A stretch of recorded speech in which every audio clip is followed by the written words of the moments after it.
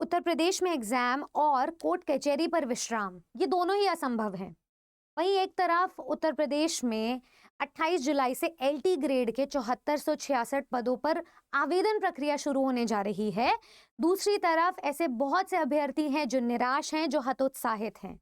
उनके हतोत्साहित होने के पीछे ये बहुत सारे कारण हैं जो आपको न्यूज़पेपर कटिंग्स के द्वारा मिलेंगे, जो मैं पॉइंटर्स यहाँ पर लेकर आई हूँ। अब इस बीच स्टूडेंट्स को धोखा महसूस हो रहा है कि क्या ये सरकार की तरफ से फिर एक बार एक धोखा है या फिर एक्चुअल में भर्ती का मौका है।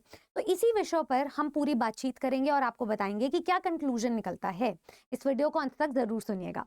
सबसे पहले मैं आपको बता देती हूँ, क्योंकि उत्तर प्रदेश में एलटी ग्रेड की परीक्षा 6-7 साल बाद हो रही है।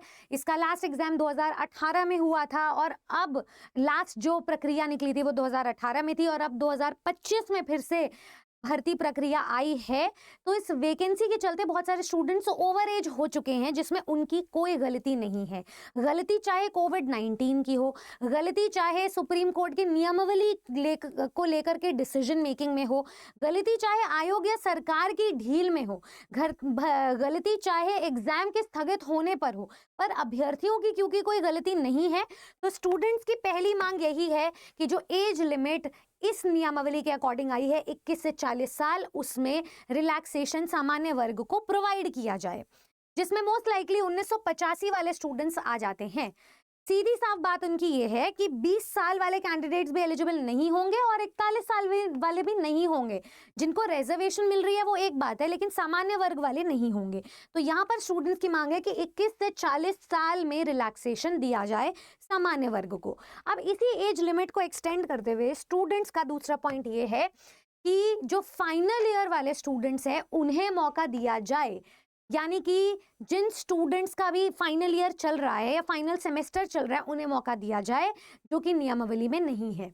नियमावली के अकॉर्डिंग जो आपकी एलिजिबिलिटी की कट ऑफ है वो डिसाइड होगी आपके फॉर्म फिलिंग के लास्ट डेट से, यानी कि जो आपकी आवेदन प्रक्रिया की आखिरी तिथि है वहां तक आपकी डिग्री हो जानी चाहिए, वहां तक आपका एग्जाम पूरा हो जाना चाहिए।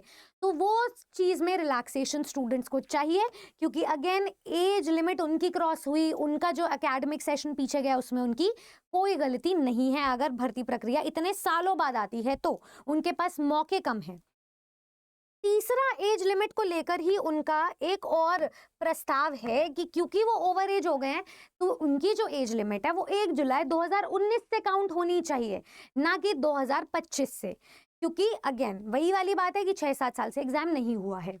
एक और प्रस्ताव उन्होंने रखा है स्टूडेंट्स ने कि ये जो आरओ एआरओ प्री के साथ एलटी ग्रेड की भर्ती प्रक्रिया की तैयारी हो रही है, उसमें एक पूरा डेटा आया है कि 2023 की जो भर्ती है आरओ एआरओ की, इसमें आपको 10 लाख, ठीक है, 10,76,004 अभ्यर्थियों ने अभी तक इस भर्ती के लिए आवेदन किया है, जो अब तक की सबसे बड़ी भर्ती देखने को मिल रही है। इतने नंबर ऑफ स्टूडेंट्स अभी तक किसी एग्जाम में अपीयर नहीं हुए हैं, तो अब तक की इतिहास की सबसे बड़ी परीक्षा घोषित होगी। तो इसी के बाद ही आपकी एलटी ग्रेड की प्रक्रिया शुरू हो जाएगी। तो नंबर ऑफ स्टूडेंट्स आपको यहाँ भी मिलेंगे। इस एग्जाम के लिए भी ग्रेजुएशन की जरूरत होती है, इसीलिए। तो अब आप ये देखेंगे कि एलटी ग्रेड के जो 9017 पद है ना वो प्रस्तावित हैं, जिसमें से 7400 पदों पर भर्ती आ गई है। प्रवक्ता की पोस्ट पर भी भर्ती आपको जल्द ही देखने को मिलने वाली है। तो ये इसका अभी तक इंतजार है। तो अभी आपके पास सिर्फ 7400 पद नहीं है, कुल 9000 पद हैं जिनकी भर्ती प्रक्रिया भी शुरू होने वाली है। तो ये चीज आपको याद रखनी है, ये एक अच्छा मौका है स्टूडेंट्स के लिए। ये मैं आपको पॉजिटिव एस्पेक्ट बता रही हूँ इस चीज का। तो क्योंकि अब ये 2018 से एक मच अवेटेड एग्जाम है, तो स्टूडेंट का एक और मानना है कि जो 2 टियर एग्जाम है ये नहीं होना चाहिए। जीआईसी के अकॉर्डिंग, जीआईसी में जो गवर्नमेंट इंटर कॉलेज या राजकीय महाविद्यालय होते हैं, इसमें 2 स्तर पर एग्जाम प्रवक्ता की पोस्ट पर होते थे कि एक तो आपकी प्री की परीक्षा और दूसरी मेंस की परीक्षा हो। अब ये एलटी ग्रेड में भी शामिल करना चाहते हैं, तो स्टूडेंट्स यहाँ पर नाराज हैं बदलते पैटर्न को लेकर के भी, कि ओल्ड पैटर्न जिसमें एक स्तर पर एग्जाम होता था एलटी ग्रेड का, वो क्यों नहीं हो रहा है।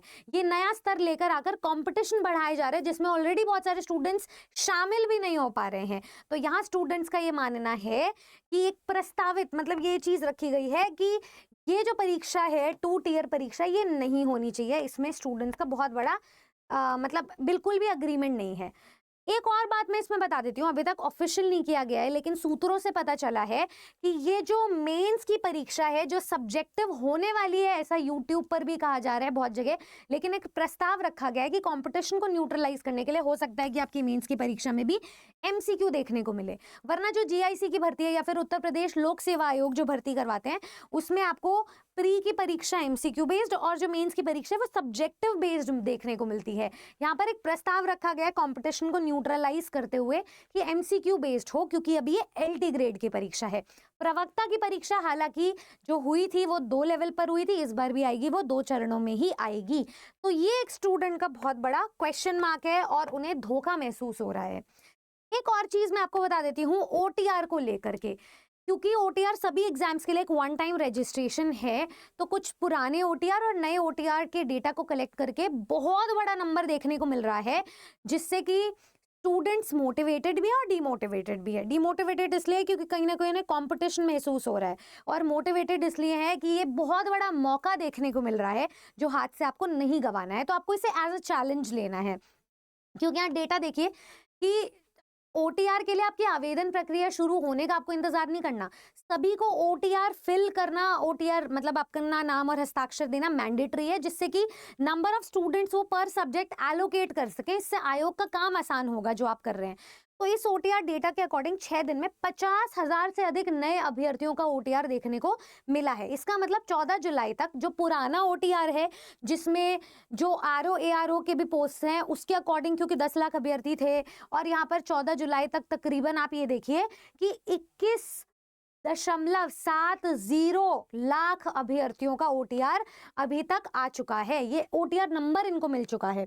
अब आप ये देखिए उसके बाद अब तक ये जो नंबर है ना, इसको आप गिन लोगे कि 22,25,305 अभ्यर्थियों ने नया पंजीकरण नंबर प्राप्त किया है। इतना बड़ा नंबर ये बढ़ता जा रहा है। वर्तमान में अगर आप देखें तो 22,26,555 अभ्यर्थियों ने पंजीकरण करवाया है, जिसमें कि 22,25,909 का सत्यापन हो चुका है और 22,25,305 का ओटीआर नंबर आवंटित भी हो चुका है। आयोग ने जनवरी 2023 में जो ओटीआर की व्यवस्था लागू की थी, वहां से आरओ एआरओ की भी पोस्ट है, तो एक बहुत बड़ा नंबर देखने को मिल रहा है।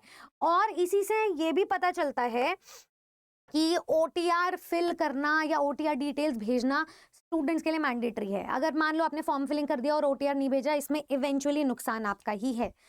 तो प्लीज इस चीज को ध्यान रखें और अपना ओटीआर आज से और अभी ही फिल कर दें, क्योंकि इसके लिए आपको फॉर्म फिलिंग का भी इंतजार नहीं करना है। लास्ट एक चीज मैं आपको बता देती हूँ, क्योंकि एग्जाम को लेकर के स्टूडेंट्स को योग्यता में भी बहुत सारे डाउट्स हैं। इस बार समकक्ष डिग्री को हटा दिया गया है, क्योंकि इस वजह से बहुत सारे स्टूडेंट्स उस कोर्ट कचहरी के चक्कर काटते रह गए थे 2018 के बाद से। तो आपको इस चीज का ध्यान रखना है। इस बार जो नियमावली आई है उसके अकॉर्डिंग स्ट्रिक्ट हिदायत है, सख्त हिदायत की जो आपका ग्रेजुएशन है वो किसी भी इक्विवेलेंट डिग्री के साथ ना हो, यानी कि समकक्ष डिग्री नहीं है।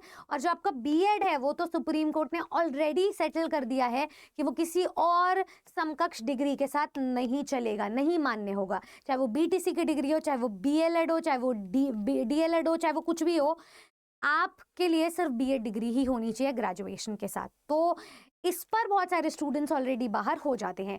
सब्जेक्ट कॉम्बिनेशन में भी बहुत सारे स्टूडेंट्स बाहर हो जाते हैं, लेकिन इन्होंने रिलेटिवली फ्लेक्सिबल रखा है अपने सब्जेक्ट कॉम्बिनेशन को।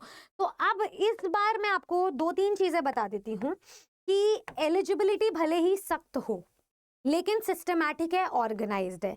ओटीआर में नंबर ऑफ स्टूडेंट्स भले ही बढ़ रहे हो, लेकिन उत्तर प्रदेश में एक रे ऑफ होप दिखाई दे रही है। सच में एक उगता हुआ सूरज दिखाई दे रहा है, क्योंकि साल के शुरुआत से ही एक बात तय थी कि एलटी ग्रेड की भर्ती एक ठोस भर्ती आएगी, अगर कोई आएगी तो।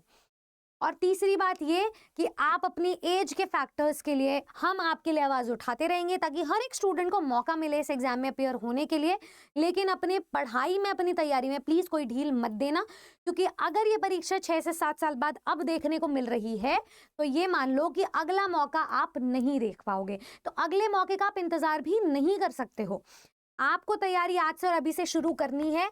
1 साल भर की तैयारी लगती है इस न्यू एग्जाम पैटर्न के अकॉर्डिंग। एक एक चीज को डिटेल में पढ़ना है आपने। ठीक है, और सारी चीज़ें आपकी सिस्टमैटिक और ऑर्गेनाइज्ड वे में होनी चाहिए। जो भी स्टूडेंट आज वन शॉट तैयारी करना चाहते हैं उनको मैं बता दूं, आप नीचे दिए गए नंबर पे अभी के अभी कॉल करें और अपनी सारी एलिजिबिलिटी प्राप्त कर लें, अपनी सारी एग्जाम डिटेल्स को प्राप्त करें और तैयारी आज से और अभी से शुरू करें।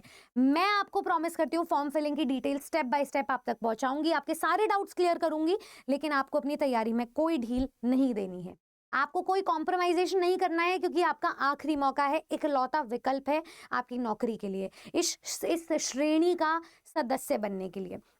तो हमारे जितने भी बैचेस हैं सिस्टमैटिक वे में अवेलेबल हैं, आपको सब्जेक्ट वाइज बैचेस मिल जाएंगे जिसमें जनरल पेपर की भी आपकी तैयारी है। तैयारी शुरू कीजिए, नीचे दिए गए नंबर पर कॉल करें, और जिसको भी डिस्काउंटेड कूपन कोड चाहिए वो मैं बता देती हूँ, Y449 ये आप लगा सकते हैं। पैचेस स्टोर पर अवेलेबल है, आप कॉल करोगे तो सब कुछ आपको पता चल जाएगा। अगर सच में अपनी ज़िंदगी में बदलाव चाहते हो, ये सारी चीज़ों को लेकर के आपको हतोत्साहित नहीं होना है ना, तो इस वीडियो को ज़्यादा से ज़्यादा शेयर करो, उन लोगों तक पहुंचाओ जो सच में अभी अवेयर होना चाहते हैं और इस एग्जाम को लेकर के सीरियस हैं। बाहर होते होते भी बाहर नहीं होगे, इस बात का दावा देती हूँ मैं। ठीक है, कमेंट कर देना चैंपियन, और हमारी टीम आप तक फ्री स्टडी मटेरियल पहुंचा देगी। ऐसी और वीडियोस के लिए सब्सक्राइब करें teachers.tgtpgtr24/7 को। आप तक ये वीडियो पहुंचाना ज़रूरी था, ताकि अब आप हतोत्साहित नहीं, अब आप प्रोत्साहित हो और अपनी कामयाबी की डायरेक्शन में आगे बढ़े। धन्यवाद।